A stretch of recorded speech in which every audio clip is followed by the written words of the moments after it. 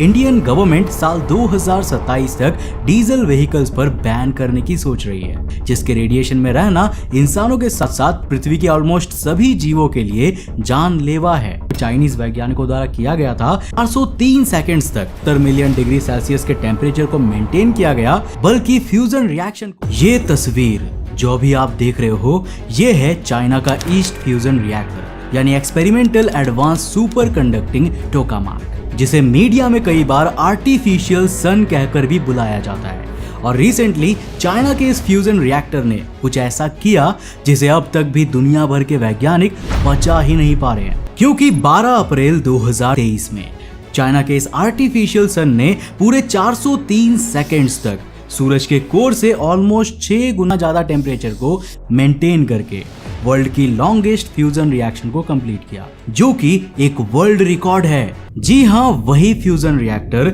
जिससे हमारा सूरज भी अर्थ पर लाइफ देने वाली एनर्जी को क्रिएट करता है। अब यहाँ हैरान करने वाली बात यह है कि दुनिया का कोई भी देश फ्यूजन रिएक्टर के इस एडवांसमेंट में चाइना के आसपास भी नहीं है, क्योंकि इससे पहले 101 सेकेंड्स का लॉन्गेस्ट फ्यूजन रिएक्शन का प्रीवियस वर्ल्ड रिकॉर्ड भी साल 2017 में चाइना के इसी ईस्ट फ्यूजन रिएक्टर द्वारा ही बनाया गया था। अब फ्यूजन टेक्नोलॉजी में चाइना के इस स्पीड ने दुनिया भर के कई देशों के मन में एक डर पैदा कर दिया है, क्योंकि देखो फ्यूजन रिएक्शन से ऐसे खतरनाक हथियार बनाए जा सकते हैं जो कुछ शहर ही नहीं बल्कि बड़े बड़े देशों को भी एक ही बार में खत्म करने की ताकत रखता है। अब वैसे भी चाइना हमारा नॉट सो गुड पड़ोसी है, इसीलिए इंडिया के लिए तो ये और भी कंसर्निंग बात हो जाती है। अब इसके अलावा इंडिया के साथ साथ Japan, America, European union, south Korea जैसे दुनिया के कई और ताकतवर देश भी नहीं चाहेंगे कि ऐसे हथियार केवल चाइना के पास ही हो। और इसीलिए दुनिया भर में फ्यूजन रिएक्शन को लंबे समय तक सस्टेन रखने और उससे रिक्वायर्ड एनर्जी आउटपुट निकालने के लिए एक ग्लोबल रेस चल रही है, जिसमें इंडिया भी एक इम्पोर्टेंट रोल निभा रहा है। तो हेलो गाइस, मैं हूं कौशिक और चलिए जानते हैं दुनिया में चल रही आर्टिफिशियल सन को बनाने की इस रेस के बारे में। तो दोस्तों, रिसेंटली इंडियन मीडिया में कुछ ऐसे आर्टिकल पब्लिश हुई जिनके मुताबिक इंडियन गवर्नमेंट साल 2027 तक डीजल व्हीकल्स पर बैन करने की सोच रही है, जो कि साल 2070 तक इंडिया को नेट जीरो कार्बन एमिशन की ओर ले जाने का एक बड़ा कदम बताया जा रहा है। एक ऐसा समय जहां पर इंडिया में फॉसिल फ्यूल का प्रयोग ना के बराबर होगा और हमारी सारी energy requirement renewable energy sources से पूरी होंगी। लेकिन इंडिया जैसी बड़ी कंट्री को विंड एंड सोलर एनर्जी जैसे लो एफिशिएंट रिन्यूएबल एनर्जी सोर्सेज से पूरी तरह से रन नहीं किया जा सकता, बल्कि इसके लिए हमें एक ऐसे अल्टीमेट एनर्जी सोर्स की जरूरत होगी जो हमें कम से कम फ्यूल में बिना किसी पोल्यूशन एंड रेडिएशन के इनॉर्मस अमाउंट ऑफ एनर्जी को प्रोवाइड कर सके, जो काम केवल न्यूक्लियर फ्यूजन रिएक्शन से ही किया जा सकता है। एक ऐसी न्यूक्लियर रिएक्शन जिसकी मदद से यूनिवर्स के स्टार्स एनर्जी को क्रिएट करते हैं, जिसके कारण सूरज बिलियंस ऑफ ईयर्स से एनर्जी को बनाता आ रहा है। अब साल 1970s के बाद दुनिया भर के कई देश फ्यूजन को अर्थ पर अचीव करने और उससे sustainable amount of energy create करने की एक ग्लोबल रेस में लगे हुए हैं। वैसे तो अब साल 2023 तक दुनिया में कई ऐसे फ्यूजन रिएक्टर बन चुके हैं जो एक्सपेरिमेंट्स में ऑलरेडी फ्यूजन को अचीव कर चुके हैं, और अब इस ग्लोबल रेस में चाइना दुनिया से काफी आगे जा भी चुका है। चाइना इस वक्त इस वर्ल्ड में इकलौता ऐसा कंट्री है जिसके पास एक वर्ल्ड का सबसे एडवांस्ड वर्किंग फ्यूजन रिएक्टर मौजूद है, जो ऑलमोस्ट 7 मिनट तक फ्यूजन रिएक्शन को बनाए रख सकता है। पर इस टॉपिक को थोड़ा डिटेल में समझने के लिए चलिए पहले फ्यूजन रिएक्शन के बारे में जान लेते हैं। तो देखो, आज के समय में दुनिया की टोटल एनर्जी रिक्वायरमेंट का ऑलमोस्ट 10% न्यूक्लियर फिजन पर रन होने वाले रिएक्टर से आता है। अब ऐसे ऑलमोस्ट 22 फिजन रिएक्टर्स तो इंडिया में भी मौजूद है, पर फिजन एक ऐसी न्यूक्लियर रिएक्शन होती है जिसमें यूरेनियम के हैवी न्यूक्लियस को 2 छोटे न्यूक्लियस में तोड़ा जाता है, और जिस प्रोसेस में बाय प्रोडक्ट काफी ज्यादा एनर्जी क्रिएट होती है। पर इस रिएक्शन की सबसे बड़ी परेशानी इसमें क्रिएट होने वाला रेडियो एक्टिव वेस्ट होता है, जिसके रेडिएशन में रहना इंसानों के साथ साथ पृथ्वी के ऑलमोस्ट सभी जीवों के लिए जानलेवा है। पर यहाँ पर इससे भी बड़ी परेशानी ये है कि हम चाहकर भी इस रेडियो एक्टिव वेस्ट से पीछा नहीं छुड़ा पाते। क्योंकि न्यूक्लियर फ्यूजन के दौरान बनने वाला न्यूक्लियर वेस्ट हजारों सालों तक रेडियो एक्टिव रह सकता है। इसलिए आज के समय में न्यूक्लियर फ्यूजन एक बड़ी समस्या बन चुकी है। अब इसके अलावा पास्ट में चेरनोबिल जैसे एक्सीडेंट को देखकर न्यूक्लियर फ्यूजन से इंसानों का भरोसा लगभग उठ ही चुका है और यहीं पर न्यूक्लियर फ्यूजन पिक्चर में आता है। एक ऐसी न्यूक्लियर रिएक्शन जिसमें हम दो हल्के एलिमेंट्स ड्यूटेरियम एंड ट्राइटियम को आपस में मर्ज करके एक हेवी हीलियम न्यूक्लियस क्रिएट करते हैं और जिस प्रोसेस में न्यूक्लियर फिजन से भी कई गुना एनर्जी क्रिएट होती है। और इसकी सबसे अच्छी बात यह है कि इस दौरान इसमें कोई भी रेडियो एक्टिव वेस्ट क्रिएट नहीं होता है, यानी ये सच में एक क्लीन अल्टीमेट एनर्जी सोर्स है जिसमें बनने वाली एनर्जी हमारी सभी energy and climate related problem को सॉल्व कर सकती है। पर देखो, ये रिएक्शन जितनी फैसिनेटिंग है उससे कहीं ज्यादा मुश्किल इसे अर्थ पर परफॉर्म करना है। क्योंकि देखो, स्टार्स के कोर में तो न्यूक्लियर फ्यूजन होना काफी नॉर्मल प्रोसेस है, क्योंकि स्टार्स के कोर की ग्रेविटी और टेम्परेचर वहां एटम्स पर इतना ज्यादा प्रेशर क्रिएट करता है कि वो फोर्स एटम्स को दूर करने वाले रिपल्सन न्यूक्लियर फोर्स को ओवरकम करके उन्हें एक दूसरे में मर्ज कर देता है। और इसी तरह सूरज में भी न्यूक्लियर फ्यूजन परफॉर्म होता है, पर यहाँ अर्थ पर सूरज की जितनी ग्रेविटी को अचीव करना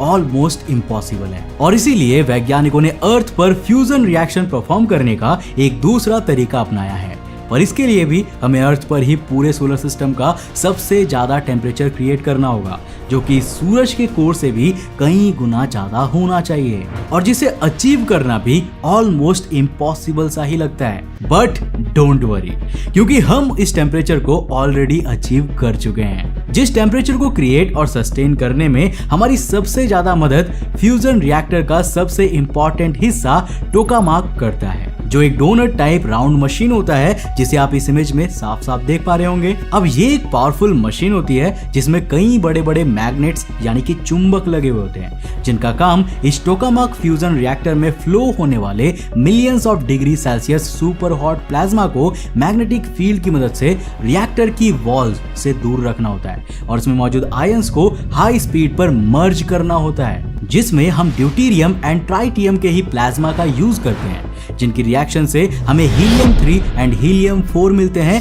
जो कि काफी स्टेबल एलिमेंट होते हैं और जिससे ओवरऑल एक्सपेरिमेंट की सस्टेनेबिलिटी बढ़ जाती है। अब दोस्तों, प्लाज्मा के बारे में मैं आपको बताता चलूं कि ये मैटर की फोर्थ स्टेट है जिसमें एटम्स इतने ज्यादा हीट अप हो जाते हैं कि वो टूटकर नेगेटिव चार्ज इलेक्ट्रॉन और पॉजिटिव चार्ज आयंस में बिखर जाते हैं। अब वैसे आपने स्कूल में पढ़ा होगा कि सेम चार्ज आयंस एक दूसरे को स्ट्रांगली रिपेल करते हैं और इन्हें आपस में मिलाया नहीं जा सकता, पर सूरज के कोर में ये फंडामेंटल रूल टूट जाता है, क्योंकि वहां पर इंटेंस ग्रेविटी के कारण प्रेशर इतना ज्यादा होता है कि वो एटॉमिक रिपल्सिव फोर्स को ओवरकम करके एटम्स को एक दूसरे में मर्ज करने लगती है। पर पास्ट में वैज्ञानिकों ने अपनी कई रिसर्च में ये भी पाया है कि एक स्पेसिफिक टेम्परेचर के बाद भी ये आयंस अपने इस रिपल्सिव फोर्स को ओवरकम करके आपस में मर्ज होने लगते हैं, यानी कि इस फ्यूजन रिएक्शन पर टेम्परेचर का भी एक अहम रोल होता है। पर इसके लिए हमें अर्थ पर कई करोड़ डिग्री सेल्सियस का टेम्परेचर क्रिएट करना होता है और फोकस करो, हम यहाँ सूरज के कोर से भी ज्यादा टेम्परेचर की बात कर रहे हैं। और इसीलिए अभी तक दुनिया का कोई भी देश इस रिएक्शन को कुछ सेकंड से ज्यादा समय तक सस्टेन नहीं रख सका है, एक्सेप्ट चाइना, जिसने अपने रिएक्टर की मदद से ऑलमोस्ट 70 मिलियन डिग्री सेल्सियस पर 403 सेकंड्स तक इस हाई टेम्परेचर रिएक्शन को सस्टेन करके एक वर्ल्ड रिकॉर्ड बना दिया है। पर चाइना ये कैसे कर पाया, इसे जानने के लिए हमें चाइना के न्यूक्लियर फ्यूजन प्रोग्राम को थोड़ा डिटेल में जानना होगा। तो देखो, पिछले एक दशक से चाइना अपने न्यूक्लियर फ्यूजन प्रोग्राम में काफी ज्यादा हेवी इन्वेस्टमेंट कर रहा है। इसीलिए आज के समय में चाइना के पास दुनिया के कुछ सबसे एडवांस फ्यूजन रिएक्टर्स मौजूद है, जिनकी कीमत सुनकर आपके पैरों तले जमीन खिसक जाएगी, क्योंकि चाइना के सबसे एडवांस फ्यूजन रिएक्टर टोकामाक ईस्ट पर अब तक चाइना ऑलमोस्ट $1 ट्रिलियन स्पेंड कर चुका है, जो कि चाइना की करेंट $19 ट्रिलियन जीडीपी का ऑलमोस्ट 5% है और इंडिया की करंट जीडीपी का ऑलमोस्ट 25% है। अब चाइना के पास इसके अलावा भी एक और पावरफुल रिएक्टर HL2M टोकामाक मौजूद है, पर सक्सेसफुल एक्सपेरिमेंट्स के मामले में ईस्ट टोकामाक का अभी तक कोई भी मुकाबला नहीं है। ईस्ट टोकामाक को चाइना की हाफे सिटी में 2006 में बिल्ड किया गया था। बनने के बाद से अब तक इस फ्यूजन रिएक्टर की मदद से चाइनीज साइंटिस्ट 1,20,000 एक्सपेरिमेंट्स परफॉर्म कर चुके हैं। अब जिनमें से कई ऐसे सक्सेसफुल एक्सपेरिमेंट्स भी हुए हैं जिनको पहले करना ऑलमोस्ट इम्पॉसिबल सा लग रहा था। ऐसा ही एक एक्सपेरिमेंट साल 2017 में परफॉर्म किया गया जब ईस्ट टोकामाक की मदद से चाइना ने वर्ल्ड की सबसे लंबी फ्यूजन रिएक्शन परफॉर्म की थी जो ऑलमोस्ट 100 सेकेंड्स तक चली थी, जो उस समय एक वर्ल्ड रिकॉर्ड बन गया था। अब इसके अलावा दिसंबर 2021 में भी चाइनीज साइंटिस्ट ने इस रिएक्टर की मदद से 70 मिलियन डिग्री सेल्सियस टेम्परेचर को अचीव करके उसे ऑलमोस्ट 18 मिनट्स तक बनाए रखा था, और ये भी एक वर्ल्ड रिकॉर्ड ही था। अब यहाँ पर ध्यान देने की बात यह है कि साल 2021 में चाइना इस समय तक फ्यूजन रिएक्शन को इतने लंबे समय तक कंट्रोल नहीं कर पाया था और कुछ ही मिनटों में उसकी फ्यूजन रिएक्शन बंद हो गई थी। लेकिन इसके बावजूद चाइना के इस रिएक्टर में चाइनीज साइंटिस्ट ने सन के कोर से ऑलमोस्ट 6 गुना टेम्परेचर को 17 मिनट तक बनाकर रखा था। पर रीसेंट एक्सपेरिमेंट जो 12 अप्रैल 2023 को चाइनीज वैज्ञानिकों द्वारा किया गया था, उसमें इस ईस्ट टोकामाक रिएक्टर की मदद से 403 सेकंड्स तक न केवल 70 मिलियन डिग्री सेल्सियस के टेम्परेचर को मेंटेन किया गया बल्कि फ्यूजन रिएक्शन को भी लगातार बनाए रखा गया, और इस तरह चाइना ने वर्ल्ड की लॉन्गेस्ट फ्यूजन रिएक्शन का वर्ल्ड रिकॉर्ड बना लिया। पर देखो, चाइना इकलौता नहीं है जो इतनी तेजी से फ्यूजन रिएक्टर वाले इन आर्टिफिशियल सन को बनाने की रेस में है, बल्कि यूरोपियन यूनियन, जापान, अमेरिका और यहाँ तक कि साउथ कोरिया भी